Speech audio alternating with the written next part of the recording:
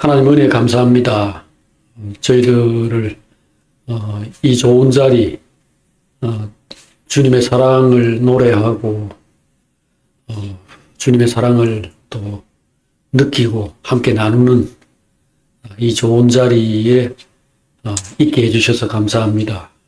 하나님의 사랑 안에서 저희들이 영원히 살기를 원하고 또 이 사랑을 사랑하는 이들과 영원히 함께 나누기를 원합니다. 그렇게 해서 하나님의 이 사랑이 온 세상에 널리 전파되고 주님의 그 영광스러운 이름, 주님의 아름다우심이 선포되기를 원합니다. 이 자리에서 그러한 천국잔치 그리고 그러한 찬양의 음성이 충만케 해주시옵소서. 하나님 말씀 함께 나눌 때에 우리 속사람이 새롭게 되게 하시고 우리 마음 눈이 더 활짝 열리게 하시고 우리의 사랑이 더 깊어지게 하여 주시옵소서. 예수님의 이름으로 기도합니다. 아멘. 네, 우리 함께 하나님 말씀 읽겠습니다. 네, 시편 89편 27절입니다. 내가 또 그를 장자로 삼고 세상 왕들에게 지존자가 되게 하며 그를 위하여 나의 인자함을 영원히 지키고 그가 맺은 나의 언약을 굳게 세우며 또 그의 후손을 영구하게 하여 그의 왕위를 하늘의 날과 같게 하리로다. 만일 그 자손이 내 법을 버리며 내 규례대로 행하지 아니하며 내 율례를 깨뜨리며 내 계명을 지키지 아니하면 회초리로 그들의 죄를 다스리며 채찍으로 그들의 죄악을 벌하리로다. 그러나 나의 인자함을 그에게서 다 거두지는 아니하며 나의 성실함도 패하지 아니하며 내 언약을 깨뜨리지 아니하고 내 입술에서 낸 것은 변하지 아니하리로다. 내가 나의 거룩함으로 한번 맹세하였은즉 다윗에게 거짓말을 하지 아니할 것이라. 그의 후손이 장구하고 그의 왕위는 해같이 내 앞에 살아있어. 다같이 또 궁창에 확실한 증인 달같이 영원히 견고하게 되리라 하셨도다. 아멘. 오늘 읽은 말씀을 가지고 다윗 언약에 대해서 계속해서 생각을 하겠습니다. 우리 다윗 언약에 대해서 벌써 두 번 그 말씀을 나누었고요. 오늘 이제 세 번째 시간이 되겠는데 이것이 우리의 삶에 이제 굉장히 중요한 우리가 꼭 붙들어야 할 핵심 진리여서 여러 차례 이렇게 생각을 하게 됩니다. 다윗은 이스라엘의 두 번째 왕입니다. 그 앞에 사울이 있었고요. 그 앞에는 왕은 아니지만 사실상 왕처럼 이스라엘을 다스리던 사사들이 있었습니다. 그리고 최초에는 이스라엘이라는 나라가 처음 만들어진 게 모세가 애굽에 있던 이집트에 있던 그 이스라엘 자손들을 광야로 이끌어낼 때 이제 나라가 만들어졌는데요. 그때 모세가 사실상 왕처럼 백성들을 다스렸죠. 그리고 이제 모세가 죽고 난 다음에 여호수아가 그 뒤를 이어서 또 이스라엘 백성들을 다스렸으니까 왕은 뭐 형식이 어쨌든 간에 상당히 오랜 세월 동안 있어 온 셈입니다. 그런데 하나님께서 이 다윗을 선택을 해가지고 이제 제대로 이제 본격적으로 이스라엘을 다스리는 왕을 세우셨다, 이런 느낌을 우리에게 주고 있습니다.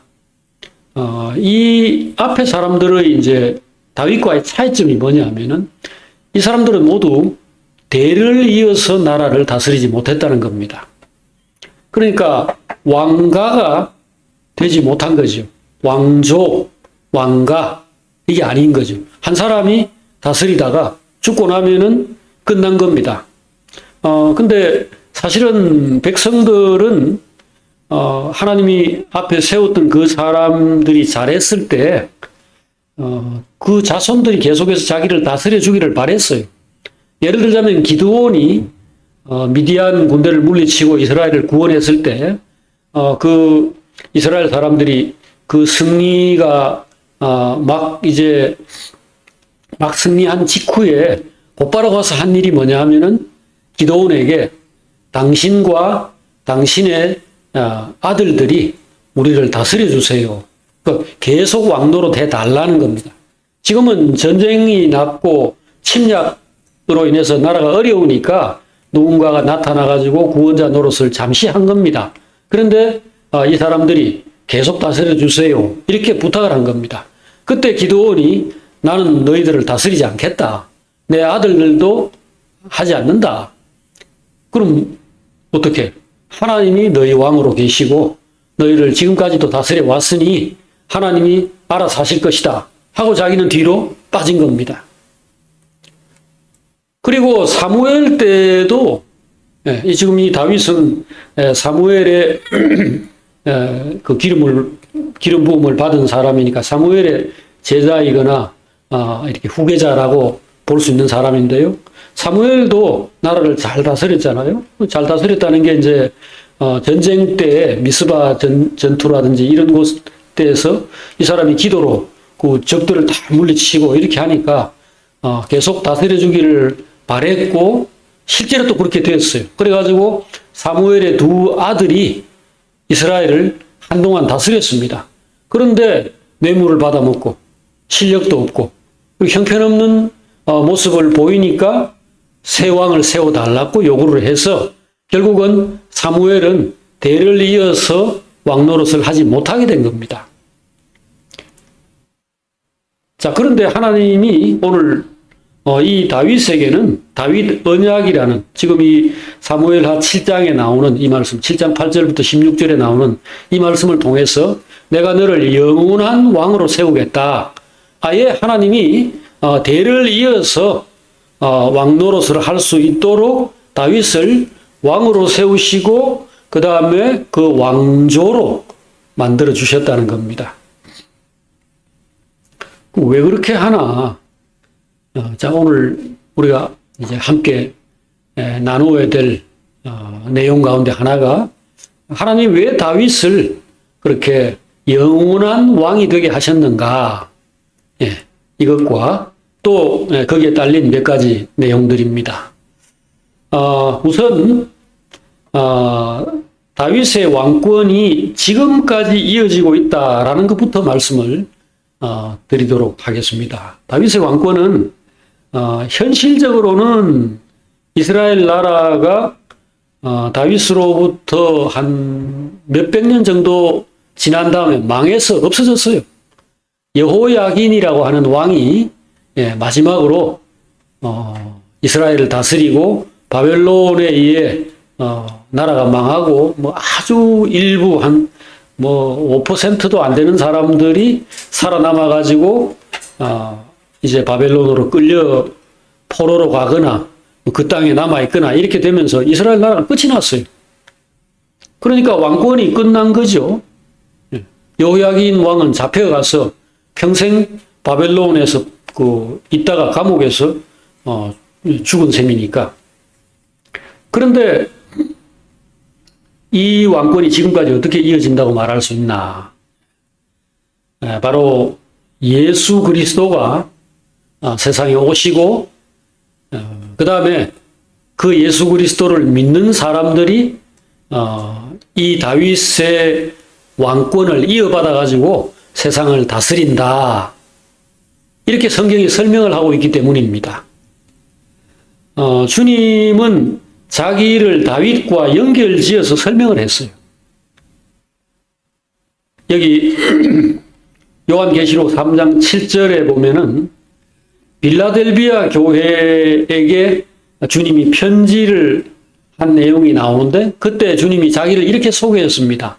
빌라델비아 교회 사자에게 편지하기를 거룩하고 진실하사 다윗의 열쇠를 가지신 이 곧 열면 닫을 사람이 없고 닫으면 열 사람이 없는 그가 이르시되 주님이 자기를 소개할 때 다윗의 열쇠를 가진 분이다 라고 소개를 했어요. 그리고 요한계시록 제일 마지막에 요한계시록 22장 16절에 나 예수는 교회를 위하여 내 사자를 보내어 이것들을 너희에게 증거하게 하노라. 나는 다윗의 뿌리요 자손이니 곧 광명한 새벽별이라 이렇게 말을 했습니다.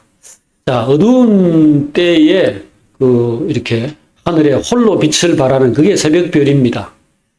주님은 지금 캄캄하고 어두운 세상에서 사실 하나님 멸시받고 진리도 내동댕이 쳐져 있고 아무도 하나님의 이름을 부르는 사람도 없는 이런 시대에 어떤 사람들을 불러서 교회로 삼으시고 자기 제자로 자기 백성으로 삼으시고 그 사람들에게 이 이야기를 하는 겁니다. 나는 새벽별이고 다윗의 뿌리이고 다윗의 자손이다. 자, 다윗의 뿌리라는 것은 자기가 다윗의 조상이라는 겁니다. 그 다음에 다윗의 자손이라는 것은 자기가 다윗의 후손이라는 거죠. 이게 다윗이 굉장히 중요한 어떤 중심 위치에 놓여 있다는 거죠. 다윗을 기준으로 자기를 다윗의 뿌리라고도 하고 다윗의 자손이라고도 말하는 것입니다. 요한계시록 5장 5절에도 보면은 어떤 장로가, 하늘의 장로죠. 하늘의 장로가 말하기를 유대지파의 사자 다윗의 뿌리가 이겼으니 이 책과 7인을 뗄 것이다 라고 이야기를 했습니다. 자, 인류의 운명이 담겨있는, 인류의 그 미래가 기록되어 있는 한 책이 있는데 이게 단단히 봉해져서 아무도 뗄 수가 없다는 겁니다. 이 말은 인류의 역사가 결국은 그 미래가 밝지 않다는 뜻이죠. 왜냐하면 하나님께서 계획하신 것이 펼쳐지질 못하니까. 이렇게 똘똘 말려있는 이 두루마리 이게 굉장히 강한 풀로 붙어 있어가지고 아무도 떼질 못한다는 거죠. 그래서 요한이 울었습니다. 이제 우리에게는 미래가 없구나. 하나님의 뜻이 실현될 수 없구나. 왜냐하면은 그 인류의 역사는 인류가 개척하는 건데 사람이 하나님의 마음을 깨닫고 그 뜻을 또 실천할 의지가 있어가지고 인류 역사를 하나님의 뜻대로 펼쳐가야 되는데 이게 안 된다는 뜻이죠. 이거를 열질 못한다는 겁니다. 그러니까 1년의 계획표가 있는데 이 계획대로 이제 앞으로 한 해를 살아야 되는데 이 계획이 실행될 수 없다라는 뜻이니까 요한이 슬퍼서 이제 눈물을 흘리고 있을 때 울지 마라. 예. 유대지파의 사자 다윗의 뿌리가 이겼으니 그가 이 책과 7인을 뗄 것이다. 이렇게 말을 한 겁니다. 인류 역사를 펼쳐나가는 이가 예수 그리스도고 이 예수 그리스도가 뭐라고 소개됐는가? 다윗의 뿌리라고 소개가 된 겁니다. 성경에서 제일 중요한 인물, 예수님 빼고 제일 중요한 인물을 순서대로 꼽으라면은 아브라함과 다윗입니다. 뭐 그 밖에도 많은 바울이나 베드로나 이런 요한이나 이런 훌륭한 분들이 있지만 일단 제일 많이 등장하고 많은 분량을 차지하고 있어 일단 지면으로 압도하는 사람들입니다. 이 두 사람이 각각 하나님으로부터 언약을 받았어요. 아브라함도 아브라함 언약이라는 걸 받았고 다윗도 다윗 언약이라는 걸 받았습니다. 이 언약의 내용이 뭐냐 하면은 이들이 큰 땅을 차지하고 그 다음에 큰 민족을 차지하게 되고 자기들이 나아서 그렇든 아니면은 뭐 정복해가지고 다스리든 다윗의 경우는 그런 거고 아브라함 경우에는 자기에서 이제 그런 많은 민족이 많은 사람들이 태어나서 큰 민족을 이제 자기 밑에 거느리게 될 것이다. 그리고 복의 근원이 될 것이다. 이렇게 약속을 받은 겁니다. 아브라함 언약은 이렇게 나라, 그러니까 땅, 그 다음에 민족, 그 다음에 복의 근원이라는 요 세 가지로 요약될 수 있고 다윗에게 주어진 약속의 핵심은 이 사람이 영원히 왕 노릇을 한다는 거죠. 영원히 다스린다는 겁니다. 자, 이 다스린다는 것은 결국은 많은 사람들에게 하나님의 권위 또는 하나님의 사랑, 뭔가 하나님의 통치를 펼친다는 겁니다. 이것이 의미하는 바는 이 사람이 하나님처럼 된다는 겁니다. 그러니까 뭔가를 제대로 하려면은 이 사람 안에서 좋은 것이 나와야 돼요. 실력이 있고, 사랑이 있고, 따뜻함이 있고, 지혜가 있고, 능력이 있어야 되잖아요. 지금 우리나라의 이 정치적인 상황 이런 것들은 바로 그게 안 되면 어떤 상황이 되는가, 얼마나 많은 사람들이 어려움을 겪는가를 보여주는 한 사례라고 하겠죠. 그러니까 사람이 굉장히 중요해요. 하나님은 무엇보다도 제대로 된 사람을 얻고자 하십니다. 단 한 명이라도 하나님의 마음을 알고 있고 하나님의 그 마음을 가지고 있고 그 하나님의 사랑과 정의의 이 정신, 이것을 가진 사람, 그리고 믿음과 용기와 희생정신을 가지고 그런 자기 속에 있는 것들을 과감하게 펼칠 수 있는 사람, 그런 사랑을 펼치고 그에 가진 지혜, 그 능력들을 펼쳐낼 수 있는 이런 사람이 굉장히 필요하죠.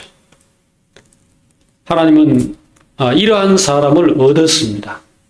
얻어가지고 그때 이제 영원한 왕, 그리고 영원한 나라, 하나님을 섬기고 하나님의 다스림을 받고 하나님을 즐기고 그렇게 해서 하나님의 나라 또는 하나님의 아들의 나라 또는 왕들의 나라, 모두가 너무 훌륭하고 이 아무나 뽑아도 그 사람 대통령에 갖다 놓으면 대통령 노릇 잘하고 국회의원 갖다 놓으면 국회의원 노릇 잘하고, 우리나라 요즘에는 국회의원들이나 이 고관들 이런 사람들은 밥값이 아깝다, 이 월급이 아깝다, 한 푼도 주지 마라 이렇게 생각할 정도로 무능하거나 이기적이거나 그런 모습을 보이는데, 오늘 하나님이 꿈꾸는 나라는 어느 사람, 제일 작은 자를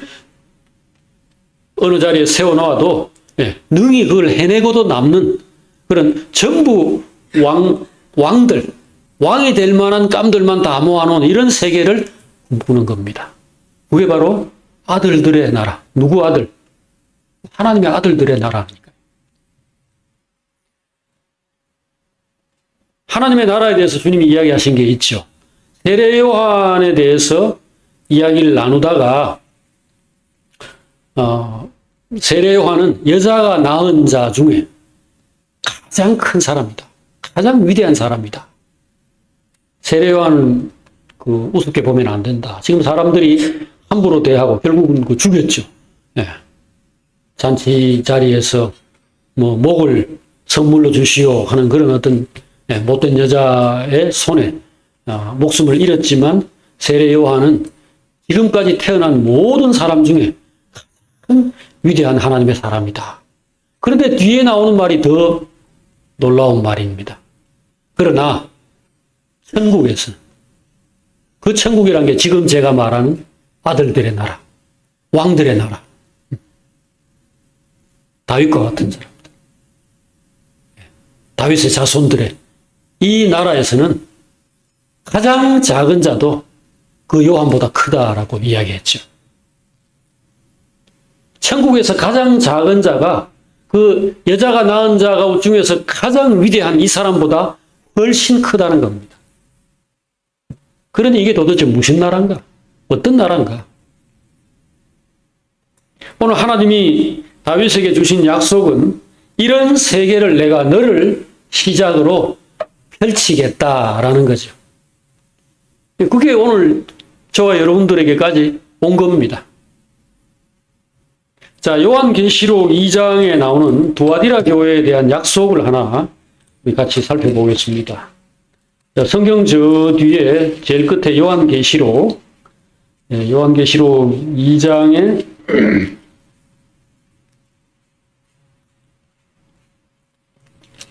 26절 28절까지.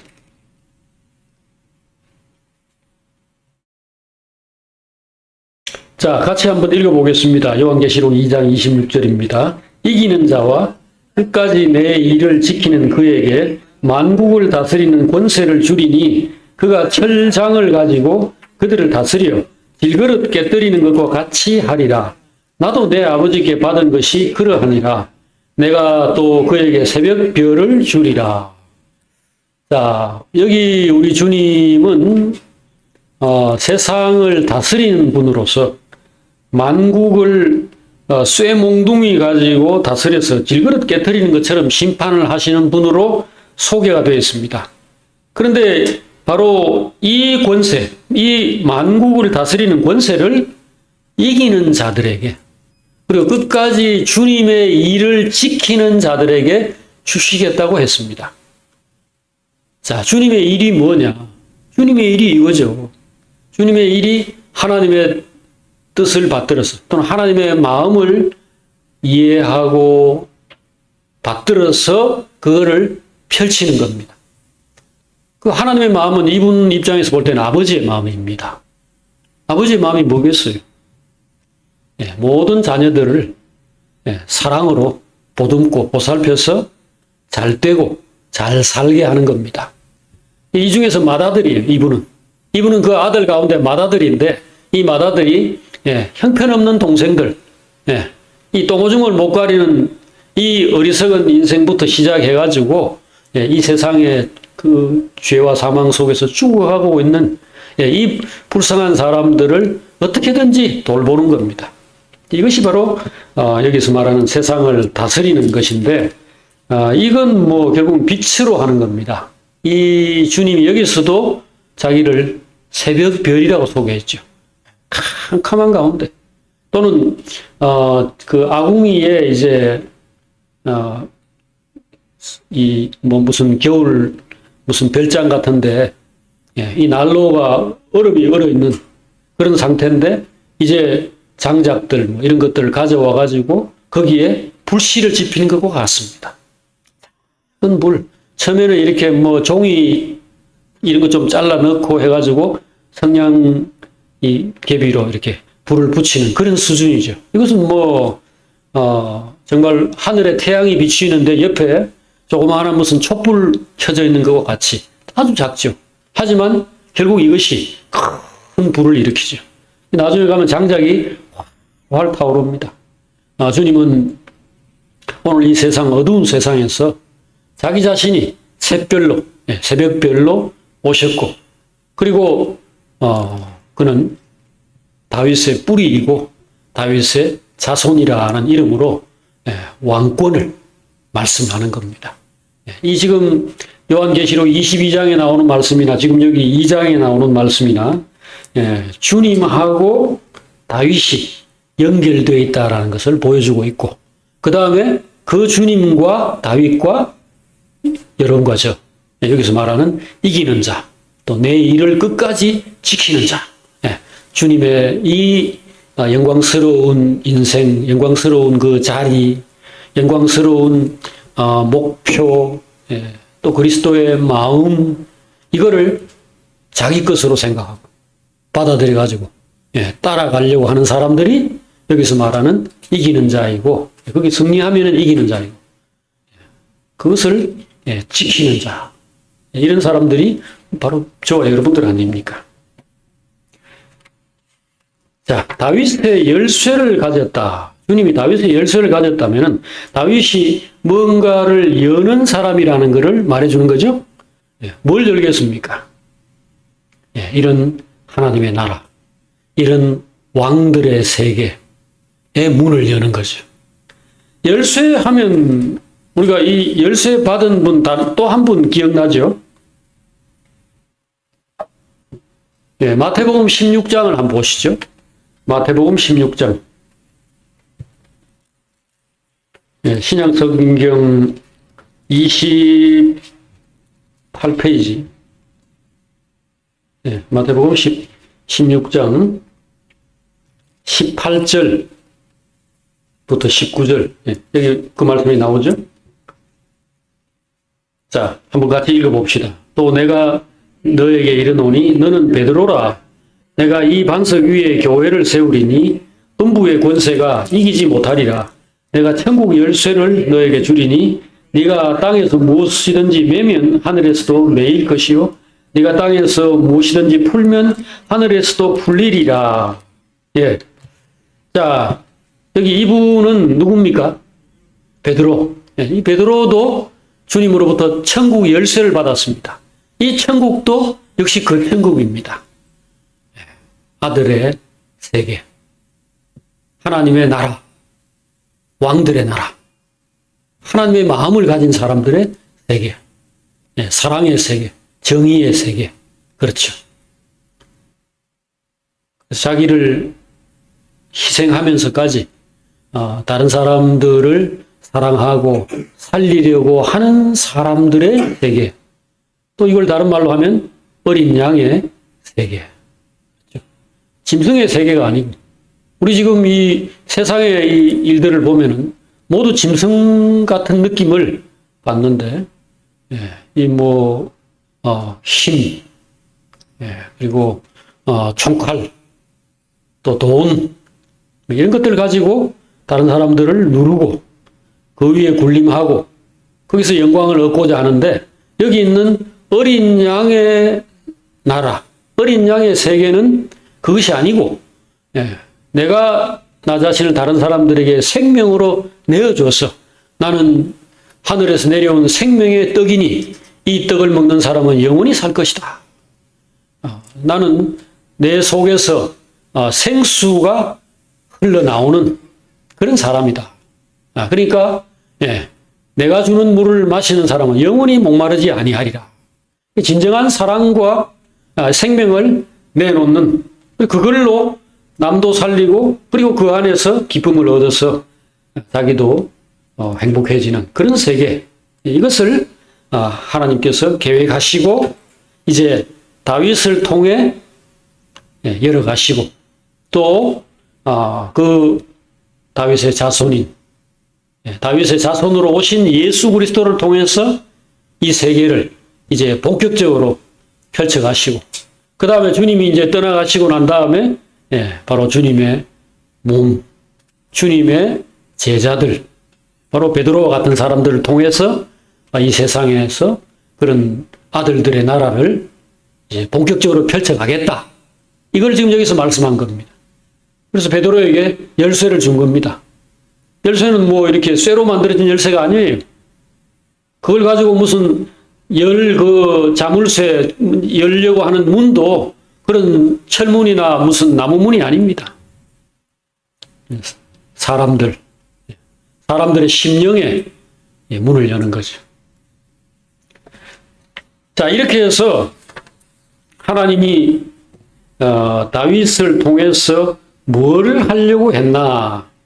왜 다윗을 불러가지고 은혜를 베푸시고 이와 같은 놀라운 영광, 그러니까 영원한 왕권을 그에게 주시기까지 하셨나? 이것을 제가 설명을 드렸습니다. 이 일이 워낙 중요하고 큰 일이기 때문에 하나님께서 이걸 시작할 사람을 굉장히 오래도록 이렇게 단련하시고 가르치시고 은혜를 베푸시고 이렇게 하셨습니다. 당연히 그럴 필요가 있죠.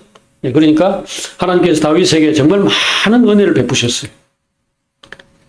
자, 이 다윗에 대해서 먼저 사도행전 13장에서 설명한 한 말씀을 보도록 하십시다. 이 신약 성경의 사도행전 13장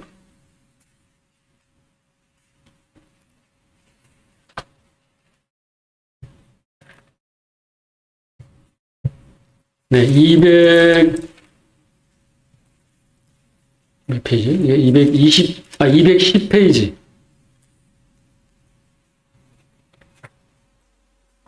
13장 17절 209페이지인가요? 자, 이거 이제 이스라엘 역사를 아주 간략하게 사도 바울이 그 사람들에게 설명한 내용입니다. 자, 여기 17절부터 23절까지 말씀을 한번 읽어보겠습니다. 자, 다 같이. 이 이스라엘 백성의 하나님이 우리 조상들을 택하시고 애굽 땅에서 나그네 된 그 백성을 높여 큰 권능으로 인도하여 내사 광야에서 약 40년간 그들의 소행을 참으시고 가나안 땅 7 족속을 멸하사 그 땅을 기업으로 주시기까지 약 450년간이라. 그 후에 선지자 사무엘 때까지 사사를 주셨더니 그 후에 그들이 왕을 구하거늘 하나님이 베냐민 지파 사람 기스의 아들 사울을 40년간 주셨다가 패하시고 다윗을 왕으로 세우시고 정언하여 이르시되 내가 이새의 아들 다윗을 만나니 내 마음에 맞는 사람이라 내 뜻을 다 이루리라 하시더니 하나님이 약속하신 대로 이 사람의 후손에서 이스라엘을 위하여 구주를 세우셨으니 곧 예수라. 예. 하나님이 다윗을 만났을 때 이전 성경에는 내 마음에 합한 사람이다. 예, 지금 여기 성경에서는 내 마음에 맞는 사람이다. 예, 굉장히 좋아하셨어요. 이건 뭐 하나님이 만들어서 좋은 사람이 되게 하셨다고도 뭐 봐야 되겠고, 또 한편으로는 어디 뭐 해가지고 그런 사람이 어디 있는 거를 하나님이 찾으셨는지도 모르겠습니다. 어쨌든 간에 하나님이 다윗을 보고 굉장히 좋아했어요. 그런데 다윗이 하나님의 은혜를 이제 이후로 받은 것이 더 중요하니까, 자, 다윗이 하나님께 받은 은혜를 한 4-5가지로 정리를 해볼 필요가 있겠습니다. 자, 하나님이 굉장히 괜찮은 사람, 쓸만한 사람, 뭐 우리가 야구 선수든지 축구든지 뭐 피아노 연주자든지 이런 사람 한 5살 때 벌써 그걸 알아봅니다. 모차르트 같은 경우에 5살 때 막 작곡도 하고, 예, 왕실에서 막 연주를 하는데 모든 사람이 기절할 정도로 뭐 천재적인 그런 것을 보였다. 이런 사람이 고도의 훈련을 받아가지고 세계적인 그런 사람이 되는 겁니다. 그리고 이제 하나님이 다윗을 보시고 난 다음에 이거를 써야 되겠다. 이 사람을 통해서 내가 내 나라를 만들고 영원한 왕권을 가진, 그러니까 여러분과 제가 예수 그리스도 안에서 왕노릇하는 이런 시대를 이제 여기서부터 열어가야 되겠다. 이렇게 하신 것 같아요. 그런데 이제 무슨 은혜를 주셨는가? 첫 번째로 하나님을 알고 믿고 사랑하고 의지하는 마음을 주셨다. 저는 이게 가장 크게 보입니다. 하나님이 다윗에게 빛을 비춰주신 겁니다. 하나님이 자기가 사랑하고 이 사람 써야 되겠다라고 할 때 제일 먼저 하신 일이 이 사람이 하나님을 알아보는 눈. 하나님을 아버지로 알고 하나님 안에 있는 그 사랑과 은혜, 하나님이 복음을 우리에게 주셔서 우리는 죄인이고 우리는 불가능한 사람이지만 그 하나님이 사람을 건지려고 준비해 놓으신 것들, 요거를 잡으면은 살 수 있다. 그러니까 우리는 하나님의 은혜로 하나님께로 나갈 수 있다. 이런 거를 제일 먼저 발견한 사람이에요. 이거를 보게 하신 거죠. 자, 이 사람은 이 큰 빛을 가졌다는 것이 정말로 제가 볼 때 참 그 받은 은혜 가운데 가장 중요하고 또 첫 번째 은혜라고 생각이 되는데, 예를 들자면은 이분이 그 사울에게 이제 쫓겨서 이제 생명의 위협을 받을 때에 이제 오랫동안 굶었어요. 그러니까 배도 고프고, 그 다음에 도망을 다니려면 이제 무기가 필요한데, 그때 이스라엘에는 무기가 아주 드문 그런 시대여서 블레셋 때문에. 그래서 무기를 구하려고 어디를 갔습니까? 제사장이 있는 곳으로 갔죠. 아히멜렉이라고 하는 제사장이 있는 곳으로 가서 뭘 요구했습니까? 떡을 달라고 그랬어요. 떡집에 가서 떡 달라고 하면은 그건 뭐 이해할 수 있는데, 성전으로 간 겁니다. 지금으로 말하면은 성전에 무슨 떡이 있습니까? 하나님께 바쳐놓은 진설병이라고 하는 그 거룩한 예물이 있습니다. 이것은 아무도 먹지 못하는 것입니다. 하나님 드시라고 준 건데 그거를 사람이 와서 중간에 먹으면 불경한 겁니다. 그런데 이분은 가가지고 달라고 했습니다. 그런데 제사장도 별말 하지 않고 여자를 근래 가까이 한 일이 있냐 이것만 물어보고 제가 지금 쫓겨다니는데 여자를 뭐 언제 가까이 하겠습니까? 하니까 먹으라고 줬다는 거죠. 그것도 안식일에. 안식일에는 싸돌아다닐 수도 없고요. 떡 얻으려고 이 집 저 집 이렇게 다니는 것 자체도 그 사형입니다. 그리고 성전에 가가지고 하나님의 집에 하나님께 바쳐놓은 그 예물을 냅다 먹어버렸다? 그럼 도대체 무슨 심보로, 무슨 마음으로 이런 일을 했는가? 주님이 이것을 설명을 하셨죠.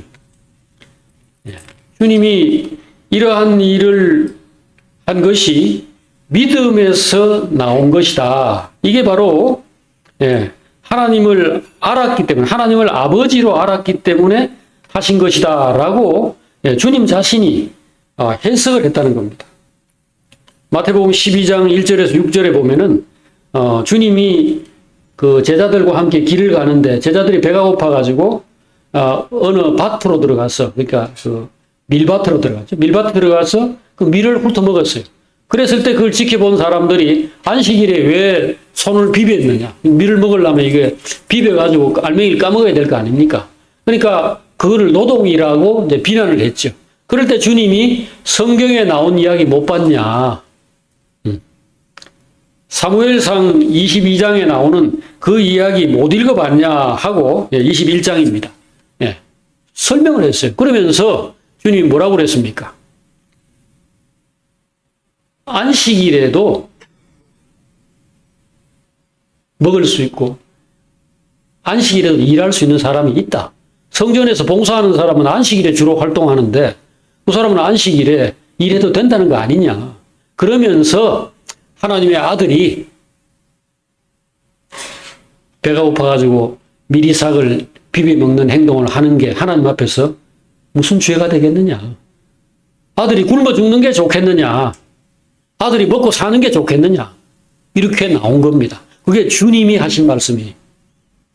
그러면 이거보다 800년 전에, 1000년이죠. 다윗 때는. 1000년 전에 이 사람은 그걸 알았다는 겁니까? 몰랐다는 겁니까? 그 마음을 알았다는 거 아닙니까? 그 마음이라는 게 뭡니까?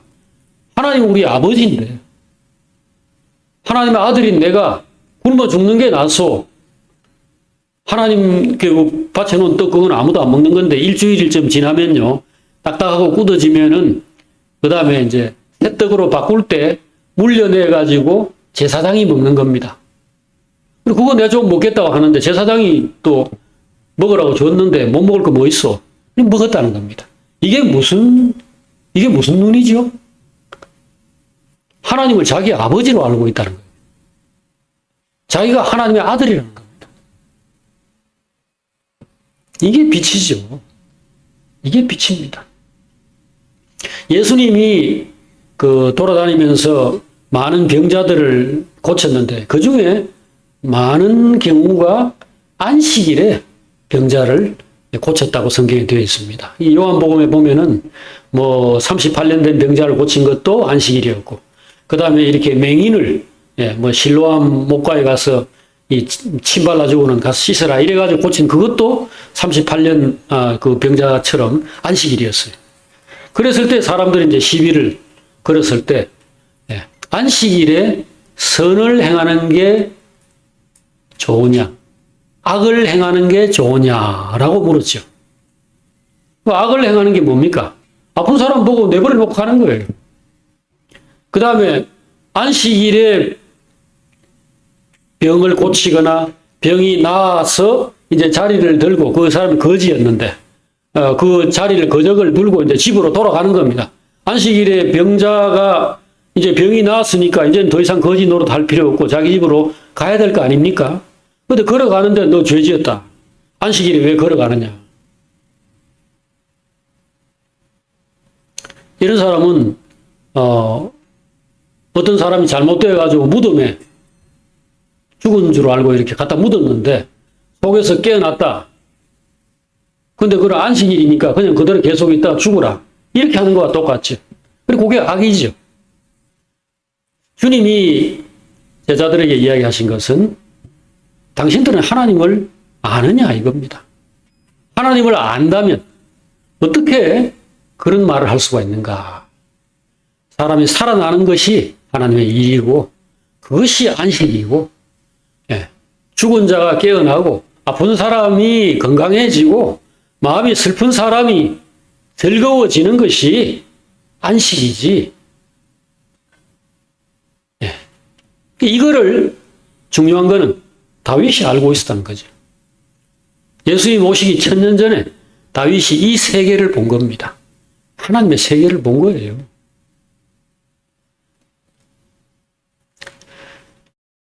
지금 이 다윗이 받은 은혜가 얼마나 큰가를 제가 뭘 보고 가끔 느끼느냐 하면요. 지금은 다윗 때로부터는 3000년, 예수님 때로부터 2000년이 흐른 때입니다. 그런데도 지금 교회에 다니는 많은 사람들이 이걸 모른다는 겁니다. 하나님이 아버지이고 하나님의 마음이 사랑이고 사람을 살리고자 하는 것이라는 것을 모르고 있다는 겁니다. 그래서 서로 율법으로 정죄하고 비난하고 판단하고, 오늘날 이 극우 보수의 상당 부분이 지금 그 보수 기독교인들이 축을 이루고 있는데, 이러한 사람들은 하나님도 모르고 하나님의 의도 모르고 하나님의 사랑도 모르고 이 하나님의 나라가 무엇인지를 정말로 모르는 사람들 같아요. 어려운 자들, 소외되고 죽어가는 이런 사람들을 어떻게든지 돌아보고, 그렇게 해가 뭐 세상이 천국이 되거나 모든 문제가 다 해결되지 않습니다. 그럴지라도 그쪽을 들여다보고 거기에서 하나님의 그 흐르는 눈물이 하나님의 눈물이라고 생각하고 그 손을 펼치는 것이 그리스도인의 기본이죠. 근데 그런 일 하자 그러면은 무슨 뺄갱이 무슨 도대체가 무슨 생각들을 하고 사는지, 권력자들과 그 권력에 기생해가지고 아부하고 사는 그런 것이 그리스도의 정신과 무슨 관계가 있습니까? 이 다윗은 자기 앞에 사울이 있었고, 그 사울이 또 많은 그 이스라엘 안에 이제 이 권력자들과 한 팀을 이루어가지고 자기를 죽이려고 할 때도 하나님을 바라봤기 때문에 하나님이 내 아버지고 하나님이 나를 사랑하시고 기름 부으시고 선택해가지고 앞으로 하나님의 나라를 펼쳐나가려고 하시니 나는 아무 문제 없다. 그렇게 생각하고 모든 자리에서 강하고 담대했고, 그러면서도 겸손하고 온유했고, 그리고 지혜롭게, 그리고 하나님의 뜻을 과감하게 펼쳐나갔던 겁니다. 자, 이것이 바로 하나님이 그에게 베푸신 은혜의 결과라고 이제 저는 생각을 하죠. 바로 하나님을 아는 지식을 주신 겁니다. 하나님을 아버지로 알았고 하나님 안에 있는 사랑과 은혜의 세계라는 게 무엇인가? 복음이 무엇인가? 하나님의 나라라는 것이 어떤 것인가? 하나님이 무엇을 세우려고 하시고 어떤 세계를 만들려고 하시는가를 알고 있었죠. 이 사람은 그렇기 때문에 한편으로 하나님을 사랑하고 한편으로 두려워해서 복종하고, 그리고 오래 참는 인내, 아주 인내 선수죠. 나중에 자식들이 자기를 죽이려고 하고 이럴 때에도 하나님이 시킨 거면 어쩔 수 없지. 그렇게 자기가 제 발로 왕궁에서 그냥 왕궁을 비워주고 도망가는 그런 자세, 이런 것들이 모두 하나님을 알아서 나온 믿음이고 여유라고 생각을 합니다. 그 다음에 하나님이 그에게 주신 이제 두 번째 은혜는 바로 약속을 주신 겁니다. 어릴 때에 아마 한 10대 중반도 채 안 될 때에 사무엘을 통해서 그에게 하나님께서 기름을 부어주셨죠. 너는 장차 왕이 될 것이다. 너는 이스라엘을 다스리게 될 것이다. 그리고 이제 왕이 되고 난 다음에 주변의 나라들을 정복하고 이제 평정하고 이런 과정에서 하나님이 그에게 다윗 언약이라는 이 언약을 주셨죠. 이 언약이 평생에 그의 마음과 삶을 잡아주는 그런 그의 인생의 어떤 중심축이 되고 또 기둥이 되고 뿌리가 되고 그런 거죠. 그 다음에 세 번째 은혜는 이게 가장 실제적인 그 사랑의 표현이라고 저는 생각합니다. 바로 어릴 때부터 여러 가지 어려운 환경 속에 그를 두시고 거기에 함께 하시고 그 사망의 음침한 골짜기로 다닐지라도 해를 두려워할 필요가 없도록 막대기와 지팡이로 그를 지켜주시는 이런 체험들을 하게 한 겁니다. 어릴 때 들에서 짐승들을 이렇게 돌보는 가운데에서 사자와 곰도 만났고 그들을 하나님께서 이 어린아이가 어떻게 그 힘으로 그걸 이기겠습니까? 그런데도 하나님 함께 하셔서 기도하고 용감하게 나가서 돌팔매질 하든지 아니면 기회를 타서 사자의 수염을 잡고 막 입을 찢고 하는 이런 어마어마한 경험들을 하게 한 겁니다. 이거는 이제 동전의 양면과 같아요. 한쪽에서 보면은 말도 안 되는 어려움, 위험의 연속이라고 할 수 있는 힘든 인생을 보낸 겁니다. 정말로 다른 사람 평생에 한 번만 겪어도 사자나 곰에 여러분들 한번 맞닥뜨려가지고 사자하고 멱살 잡고 한번 싸워보세요. 그것만 해도 평생의 트라우마 돼가지고 아마 뭘 보고 놀란 사람 소뚜껑 보고 놀란다는 식으로 그래 될 겁니다. 그런데 이 사람은 그건 연속이에요, 그냥. 그리고 어린아이가 골리앗하고 싸우고 한 이것도 웃기는 이야기잖아요.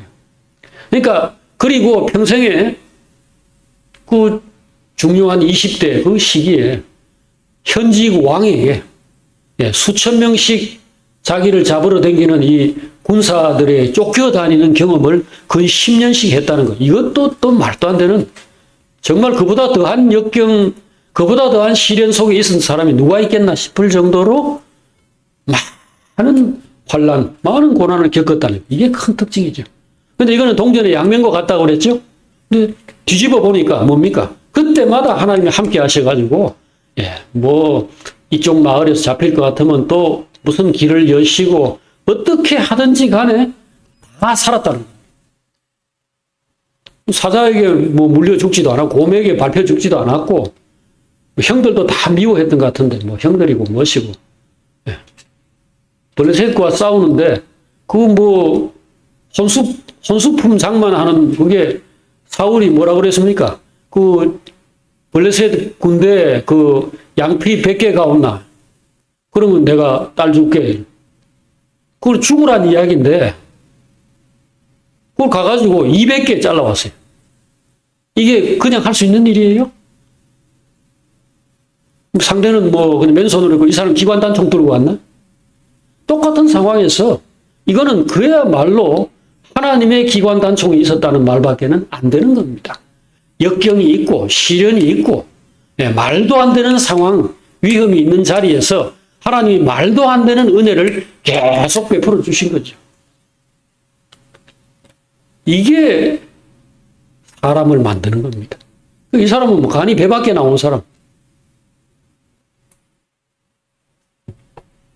이런 과정에서 그냥 이 사람이 담대한 사람이 되었다, 강한 사람이 되었다 뿐 아니고요.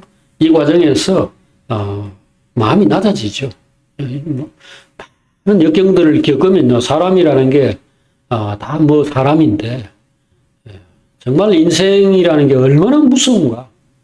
이 천지를 몰라서 편하게 살아와서 그렇지 정말 어떤 상황에 가면 사람이라는 게 얼마나 조그만하고 이 세상이라는 게 무서운가 하는 거를 몸으로 겪게 됩니다. 그래서 이 사람은 아주 부드러운 사람이 되는 거예요. 그 다음 세 번째, 이 시련을 통해서 이 사람은 특히 10년간 그 쫓겨다니던 그때 자기가 이제 혼자 간 게 아니고 400명, 나중에는 600명 이런 사람들을 거느리고 다녔습니다. 그 보통 성경에서 사람 숫자는 남자 성인들만 치는 거기 때문에 만약에 600명을 거느리고 다녔다면은 여자 600명, 그 다음에 뭐 아이들 이래 치면 수천 명을 거느리고 다닐 수도 있었습니다. 그 좁은 이스라엘 땅에서 수천 명을 데리고 어디를 도망을 다녀요? 사람이 도망 다닐 때 혼자 다니도 불안한데. 그러니 얼마나 어려웠겠습니까? 얼마나 가난하고 얼마나 어렵고 그랬겠습니까?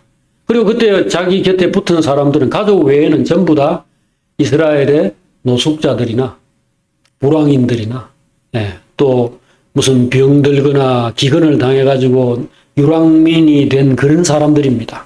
그러니까 장차 자기가 다스려야 할 이스라엘 그 백성들 가운데 정말로 어려운 사람들을 근 10년 세월 동안 이고 다닌 겁니다. 그리고 이 사람 어떤 사람 되겠어요? 백성들의 아픔과 어려움들, 어려운 사람들의 그 사정들을 몸으로 체험하고 그것을 체휼, 주님이 그랬죠. 이 죄인들의 그 연약함과 어려움들을 직접 겪기 위해서 사람이 되어 오셨고 그리고 세상에 계시면서 그것을 33년간 체험을 하셨다 그랬는데 바로 다윗도 그 역경들 속에서 사람을 진심으로 이해하고 사랑하고 불쌍히 여기는 사람이 된 거죠. 지금 지도자들에게 제일 없는 게 그겁니다. 그들은 좋은 집에서 태어나고 무슨 뭐 좋은 학교 나오고 그 출세해가지고 권위를 부리는 그런 자리에 있으면서 정말로 이 세상 사람들이 어떻게 사는지 몰라요. 우리 주님 그리고 다윗은 그런 면에서 하나님의 큰 은혜를 받은 겁니다. 이것이 은혜예요. 낮아지고 고생하고 이런 것들이 사랑의 세계를 펼쳐가려고 하는 사람들에게는 의와 그 자비와 긍휼의 세계를 만들려고 하는 사람들에게는 필수적입니다. 아파보지 않으면 아픈 사람 사정을 모릅니다. 여러분 아무리 그래 뭐 머리로 이해한다고 해도 몰라요. 늙어보지 않고는 이 노인들의 이 외로움과 고통과 이 상실감 이거 알지 못해요. 그걸 겪어보는 거죠. 이렇게 하는 가운데서 다윗은 이 받은 언약과 그 다음에 그것이 언약의 하나의 뼈대라면은 거기에 이제 살을 붙이는 것은 이 삶의 각 현장 속에서 하나님이 그를 낮은 자리에 이렇게 두셨을 때 그 자리에서 여호와는 나의 목자시니 내가 부족함이 없으리로다. 그가 나를 푸른 풀밭으로 쉴만한 물가로 인도하시고 자기 이름을 위하여 의의 길로 나를 인도하시고 사망의 그런 어두운 골짜기로 다닐 때에도 막대기와 지팡이로 나를 지켜주셨다. 이런 노래가 저절로 나오도록 이렇게 하나님의 은혜를 체험한 겁니다. 이 모든 것은 다 여러분과 저의 현재와 미래를 위한 그런 체험이고 하나의 예고편이죠. 다윗의 인생이라는 게 그렇습니다. 그래서 여러분과 저도 결국 가는 길이 이 길입니다. 예수 그리스도의 길, 다윗의 길, 그래서 이기는 자들에게 그리고 내 일을 끝까지 지키는 자들에게는 만국을 다스리는 권세, 이 쇠몽둥이 철장을 가지고 질그릇을 깨트리듯이 세상을 심판하는 이런 권세를 줄 것이다. 주님이 그렇게 얘기를 했는데 여러분과 저도 결국 그게 왕이라는 얘기잖아요. 그게 심판자고 왕이고 다스리는 자인데 그런 사람이 되도록 지금 부르심 받았고 지금 가고 있습니다. 그러니까 큰 자가 돼야 돼요. 다윗은 큰 자였습니다. 어릴 때부터 이 사람은 한 번도 작은 자였던 적이 없어요. 담대하고 강하고 사람에게 아부를 하거나 뭘 두려워하거나 이런 게 없고, 어려움이 있으면 참고, 끝까지 인내하면서 갈 길 걸어갔던 사람이죠. 그게 다 하나님이 계시다는 거고, 하나님이 자기를 사랑한다는 거고, 하나님이 자기를 붙들고 있다는 거고, 약속을 주셨다는 이런 것들이 밑에 깔려 있어서 그렇게 할 수 있었던 겁니다. 여러분과 저는 어떻습니까? 우리 그의 자손이에요. 이 아브라함과 다윗의 자손이고 또 예수 그리스도의 제자이고 이렇게 천국의 열쇠를 가진 베드로나 다윗 이 열쇠를 가지신 이가 오늘 이 교회에 대해서 이야기를 하지 않습니까? 필라델비아 교회라는 게 그 제일 좋은 교회입니다. 7교회 가운데 작은 능력으로도 주님의 말씀을 지켰다. 근데 그 주님의 말씀을 지켰다는 건 요한복음 14장에 보면은 형제를 사랑하는 사람, 형제를 사랑하는 사람이 바로 주님의 말씀을 지키는 것이다 라고 설명이 되어 있기 때문에 필라델비아, 필로스 아델포스, 그러니까 형제를 사랑한다.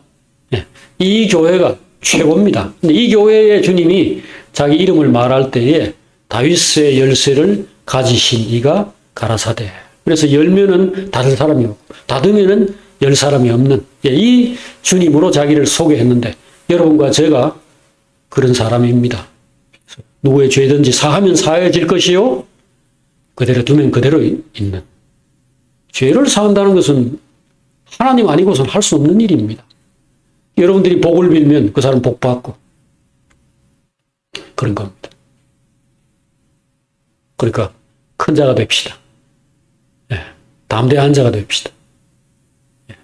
마음을 크게 넓게 가지고 아무것도 두려워하지 마시고 눈앞에 보이는 어려움들 이거 뭐 안 겪은 분이 누가 있나요? 십자가에 매달리기까지 하신 분도 있는데 그 진실로 하나님의 아들이고 하나님의 최고의 사랑받는 분이 십자가에 못까지 박혀서 피를 흘리는 그 있는데 의심할 필요가 뭐 있습니까? 내가 지금 어려움에 있으니까 내가 하나님의 아들이 아닌 것이 아닌가? 내가 굶고 있으니까 하나님 자녀가 아닌 것인가? 이런 시험들은 우리가 걸릴 필요가 없죠. 기도하겠습니다. 하나님 아버지, 오늘 저희들이 역경 속에 있으면서도 소망을 가질 수 있는 우리 앞에 먼저 부르심을 받고 은혜를 받은 한 사람을 함께 생각했습니다.